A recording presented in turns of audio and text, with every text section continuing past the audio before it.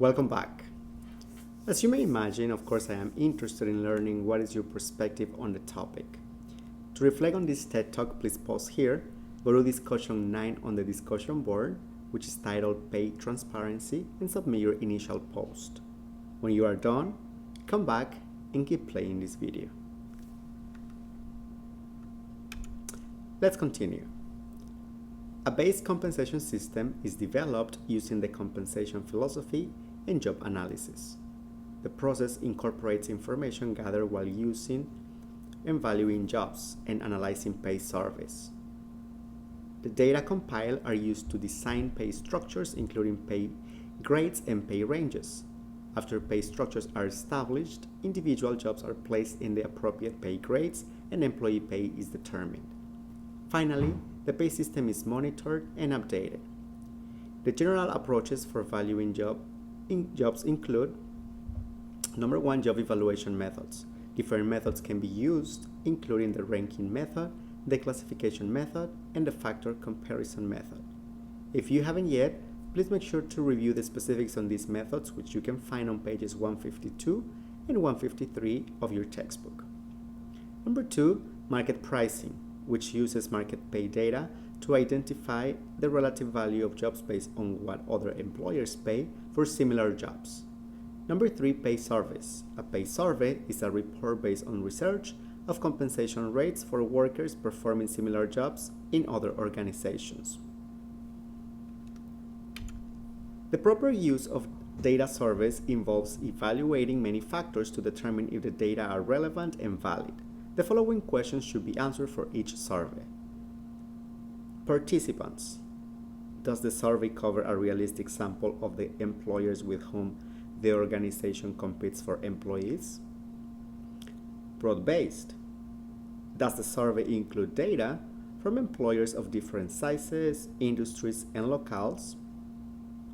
Timeliness. How current is the data? When was the survey conducted? Methodology. How established is the survey and how qualified are those who conducted it? Job matches. Does the survey contain job summaries so that the appropriate matches to job descriptions can be made? Details provided. Does the survey report on base pay, incentive pay, and other elements of compensation separately from comparison of the reward mix? After job evaluations and pay survey data are gathered, pay structures can be developed. Pay structures may be created for various categories of jobs such as hourly, salaried, technical, sales, and management. Organizations may have separate pay structures for exempt and non-exempt jobs. When establishing a pay structure, organizations use pay grades to group individual jobs having approximately the same job worth. If you haven't, please make sure that you review the concepts of market line and market bending, which you can find on page 155 of your textbook. Once pay grades are determined, the pay range for each pay grade must be established. Using the market line as a starting point, the employer can determine minimum and maximum pay levels for each pay grade by making the market line the midpoint of the new pay structure. The practice of using fewer pay grades with much broader ranges than in traditional compensation systems is called broad banding, which encourages horizontal movement of employees, creates a more flexible organization, encourages competency development, and emphasizes career development. Once pay grades and pay ranges have been established, pay can be set for each individual employee. Setting a range for each pay grade gives flexibility by allowing individuals to progress within a grade instead of having to move to a new grade each time they receive a raise. A pay range also allows managers to reward employees based on performance while maintaining the integrity of the pay system. A red circle employee is an employee who is paid above the range for their job. An individual whose pay is below the range for a job is a green circled employee.